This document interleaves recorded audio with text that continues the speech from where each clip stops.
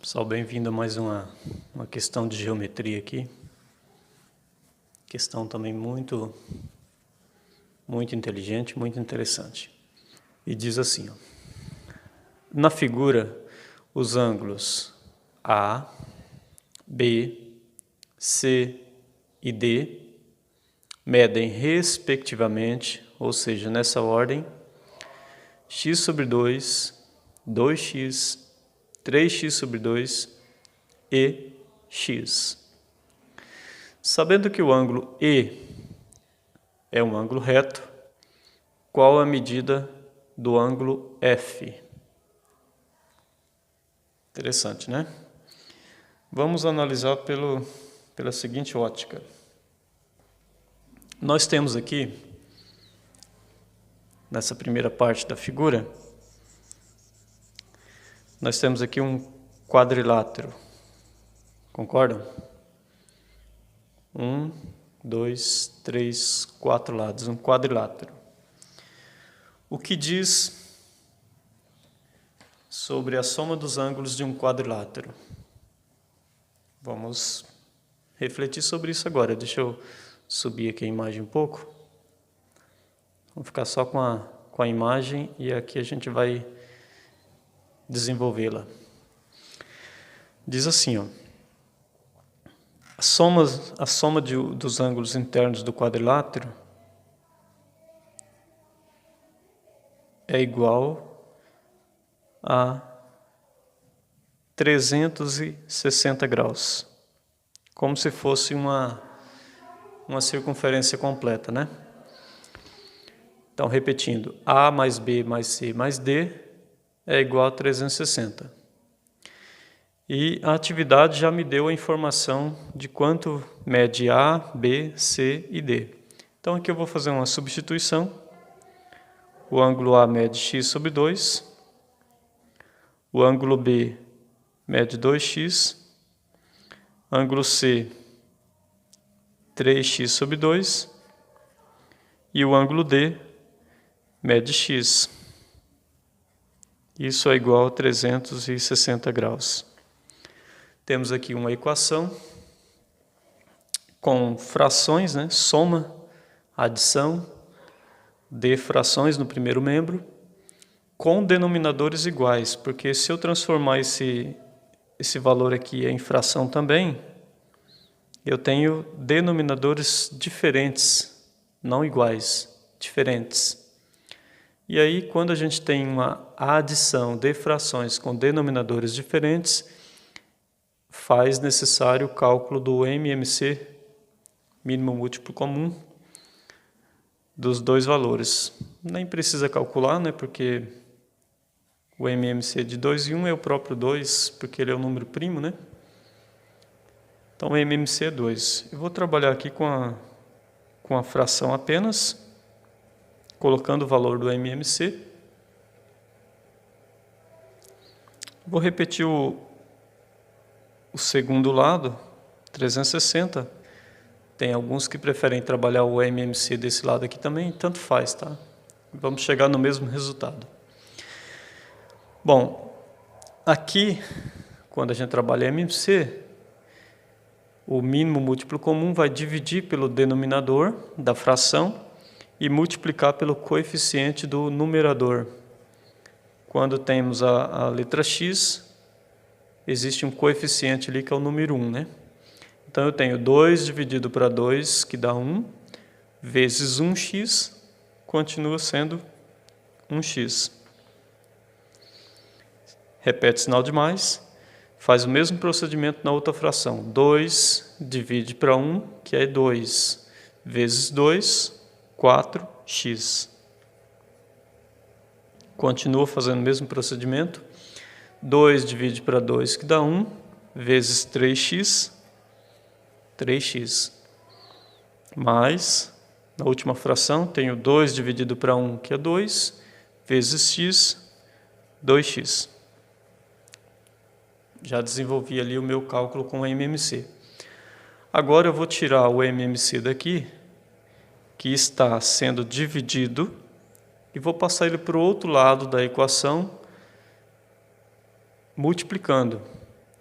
porque daí eu fico com os termos semelhantes de um lado, semelhantes do outro. Então aqui eu já vou resolver a soma, tá?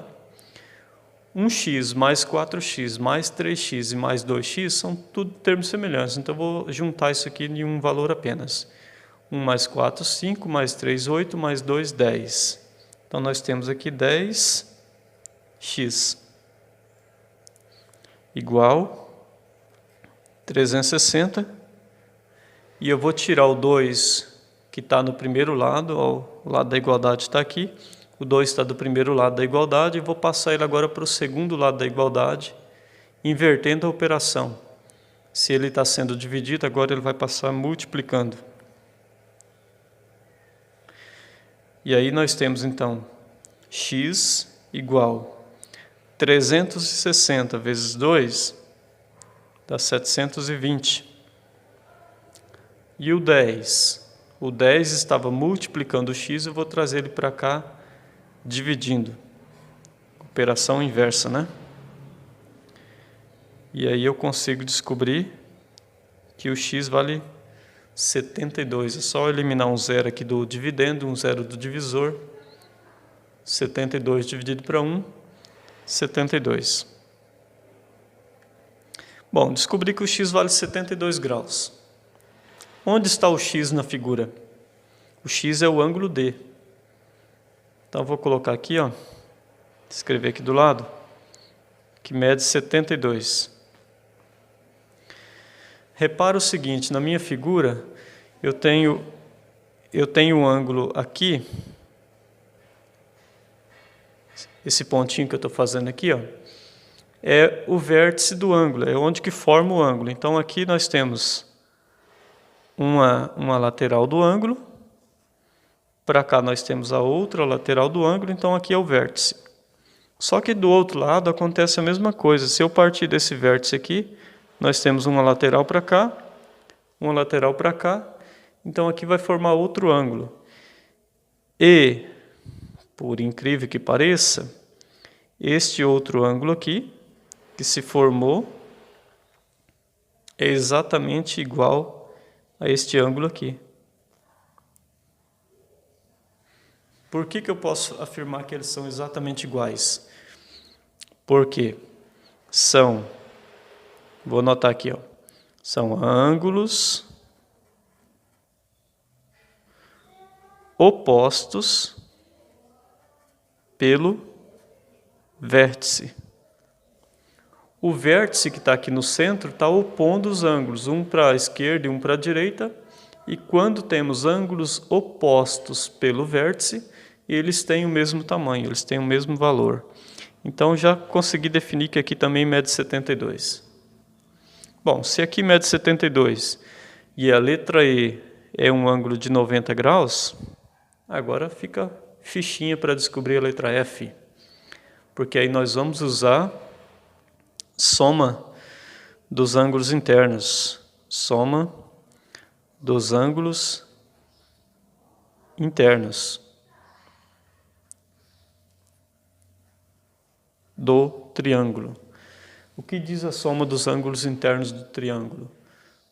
Os três ângulos é igual a 180. Então, vou escrever assim, ó, ângulo F mais 72 mais 90 é igual a 180 graus.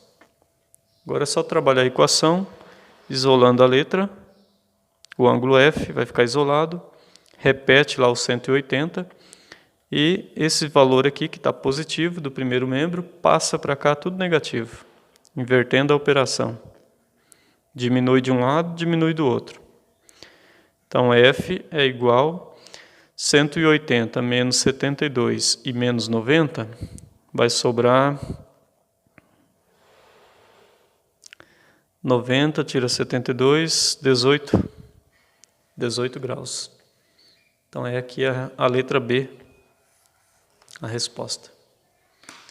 Está vendo que interessante? Uma atividade